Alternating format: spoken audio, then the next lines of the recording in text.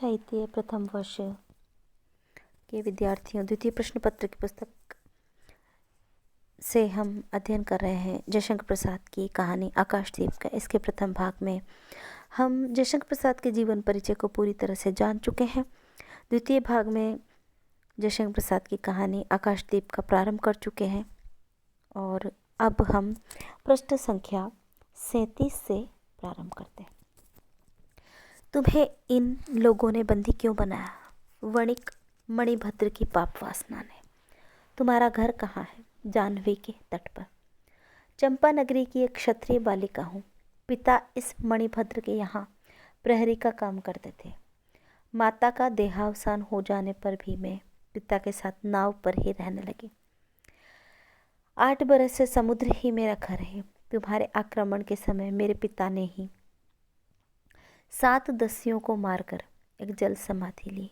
एक मास हुआ मैं इस नील नभ के नीचे नील जल निधि के ऊपर एक भयानक अनंतता में निस्सहाय हूँ, अनाथ हूँ। मणिभद्र ने मुझसे एक दिन घृणित प्रस्ताव किया। मैंने उसे गालियाँ सुनाई। उसी दिन बंदी बना दी गई। चंपा रोष से जल रही थी। मैं भी ताम्रलिप्ति का एक क्षत्रिय हूँ चंपा, तुम्हारा परंतु दुर्भाग्य से जलदस्यु बनकर जीवन बिताता हूँ। तुम अब क्या करोगी? मैं अपने अदृश्य को अनिर्दिष्ट रहने दूंगी, वह जहाँ ले जाए। चंपा की आंखें असीम प्रदेश में निरुद्देश्य थी। किसी आकांक्षा के लाल डोरे न थे। धवल अपांगों में बालकों के सदृश विश्वास था। हत्या व्यवसायी दस्यु भी उसे देखकर कांप गया।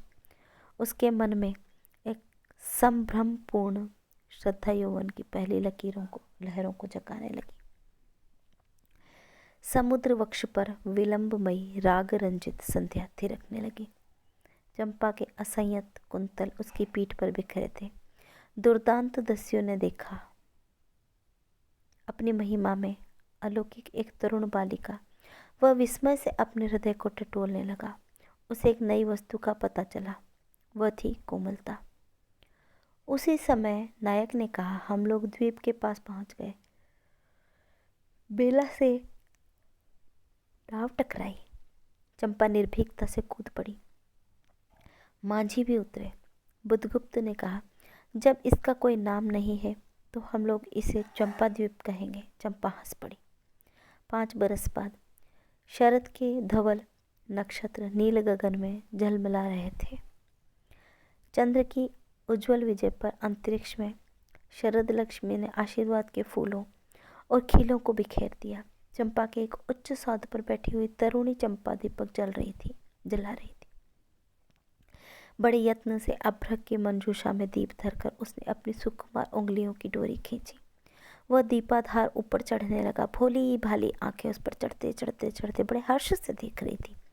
डोरी धीरे धीरे खींची गई। चंपा की कामना थी कि उसका आकाशदीप नक्षत्रों से हिल मिल जाए, किंतु वैसा होना असंभव था।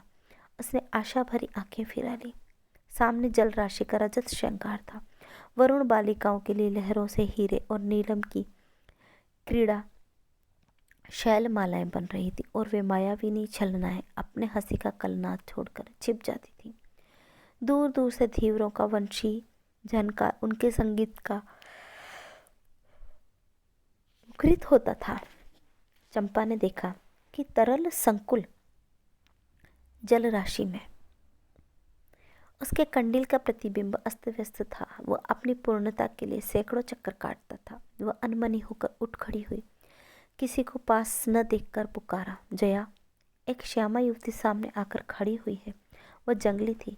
नील नभोमंडल से मुख में शुद्ध नक्षत्रों की पंक्ति के समान उसके दांत हंसते ही रहे। वह चंपा को रानी कहती बुद्धगुप्त की आज्ञा थी। महानाविक कब तक आवेंगे? बाहर पूछो तो, चंपा ने कहा। जया चली गई। दूरागत पवन चंपा ने अंचल में विश्राम लेना चाहता था। उसके हृदय में कुतकुती हो रही थी।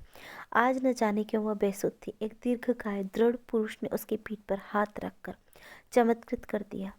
फिर उसने फिर कर कहा, बुद्धगुप्त, बावली हो क्या? यहाँ बैठी हुई अभी तक दीप जला रही हो। तुम्हें यह काम करना है। क्षीर निधि शाही अनंत की प्रसन्नता के लिए क्या दासियों से आकाशदीप जलवाऊं? हंसी आती। तुम किसको दीप जलाकर पद दिखलाना चाहती हो? उसको जिसको तुमने भगवान मान लिया है। हाँ, वह भी कभी भटकते हैं, भूलते हैं, नहीं तो बुद्धगुप्त को इतना ऐश्वर्य क्यों देते? तो बुरा क्या हुआ? इस द्वीप की अधीश्वरी चंपा रानी, मुझे इस बंदी गृह से मुक्त करो। अब तो बाली, जावा, सुमात्र का वाणिज्य केवल तुम्हारे अधिकार में है महानाविक। परंतु मुझे उन दिनों की स्मृति सुहावनी लगती है जब तुम्हारे पास एक ही नाव थी और चंपा के उपकूल में पुण्य लादकर हम लोग सुखी जीवन बिताते थे।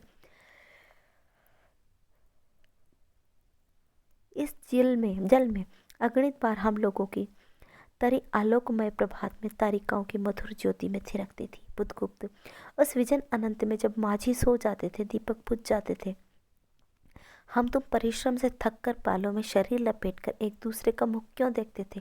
वह नक्षत्रों की मधुर छाया। तो चंपा, अब उसे भी अच्छे ढंग से हम लोग विचर सकते हैं न? तुम मेरे प्राणदायी हो, मेरे सर्वस्व हो।